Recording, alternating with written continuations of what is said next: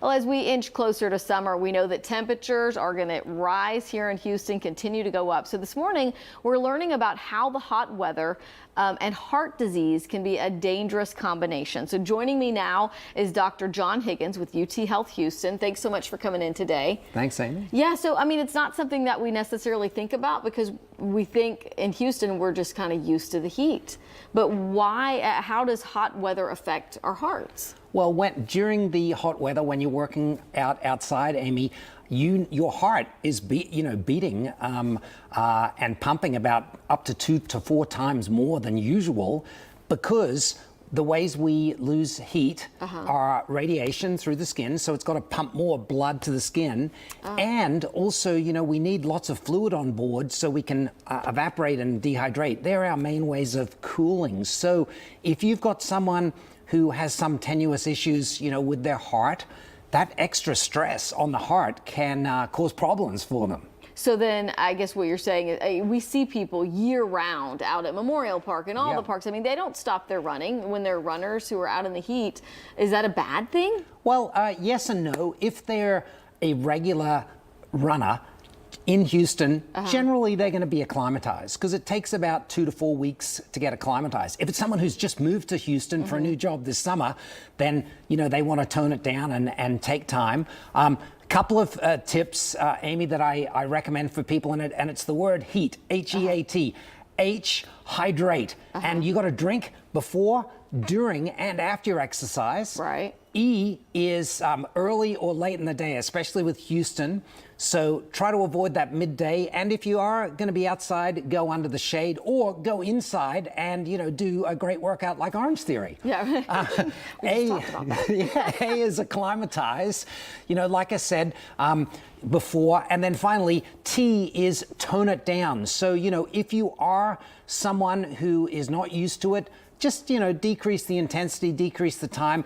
Go for those shady places, cool gear.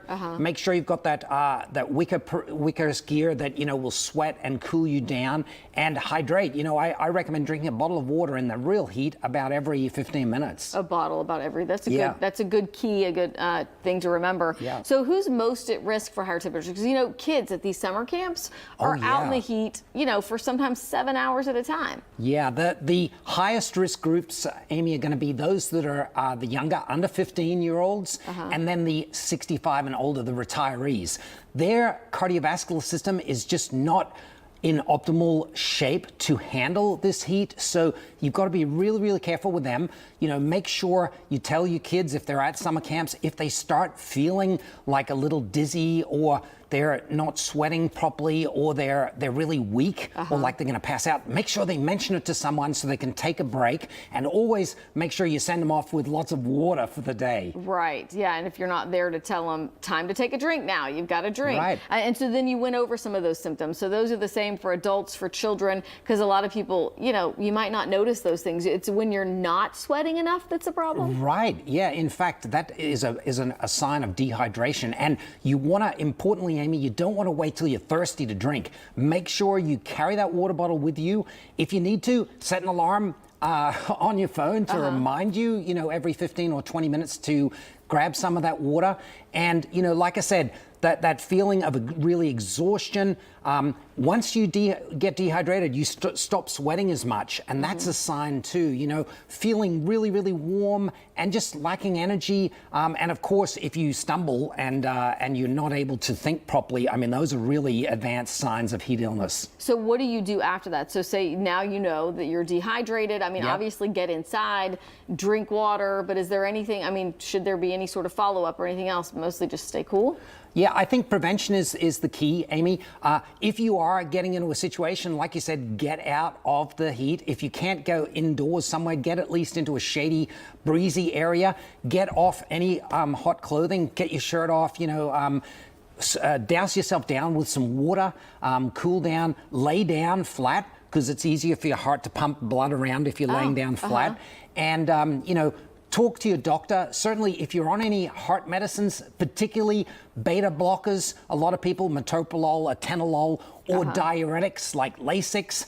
Those can make heat illness worse, but also some other medicines you may not think about. You know, people with seasonal allergies take antihistamines. Right. Antihistamines actually interfere with your ability to sweat. Oh. So, you know, that's something that's important. Maybe think about, you know, working out before you take your antihistamine that day. That's also a very good tip. I know lots of people who then now think, oh, they need to take those antihistamines daily just to prevent the coughing and the, you know, runny eyes. Yeah, exactly. And of course, you know, Amy, prevention is the key. So making sure when you wake up in the morning, a lot of people don't realize they're actually in a dehydrated state when you first wake up because, you know, your air conditioning systems actually pull out moisture. So make sure you drink a glass of water first thing in the morning, and especially before you work out, during your workout, and then after you work out. You know, after you work out, you've got to keep drinking water till you stop sweating. Right. So the more intense the workout, you know, you're going to be sweating a lot afterwards. So keep drinking your water because you're still dehydrating,